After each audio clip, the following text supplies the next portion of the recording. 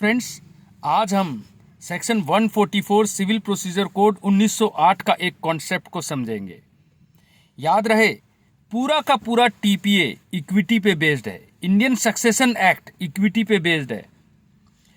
जज होने के बावजूद आपको राजा वाली फीलिंग आएगी क्योंकि ये डिवाइन फंक्शन अब आप करते हैं।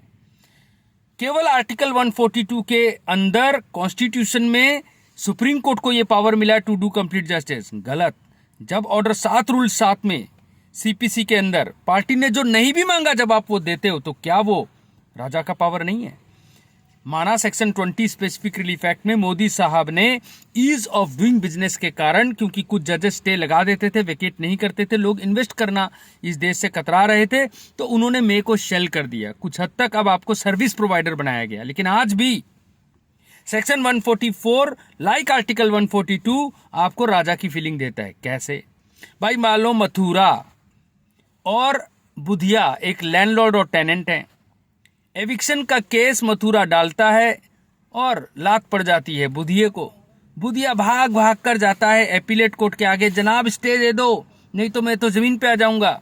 स्टे नहीं मिलता और वहां ऑर्डर 21 का गाज गिर जाता है बुधिया पे और उसको ऑर्डर 21 रूल 35 के अंदर लात मार के बाहर निकाल दिया जाता है।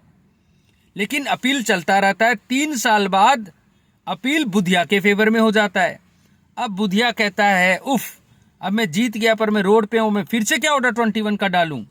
नहीं, सेक्शन 144 है ना, ये ट्रायल कोर्ट जिसने ओरिजिनली एक ऐसी जजमेंट दी थी जो ऊपर ठहरी नहीं, या तो मॉडिफाई हो गई या वो वेरी हो गई या रिवर्स, तो नीचे वाले जज की ड्यूटी है कोई सेपरेट सूट का वेट ना करे, mayor application of Budhiya under 144 CPC वो रीस्टोर करके दे। यही तो इक्विटी की डिमांड है, यही तो राजा का काम है।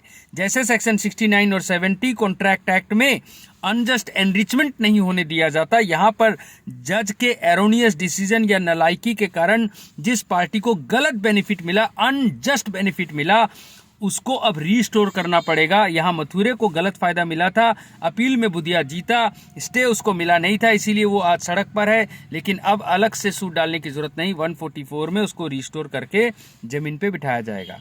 जय हिंद।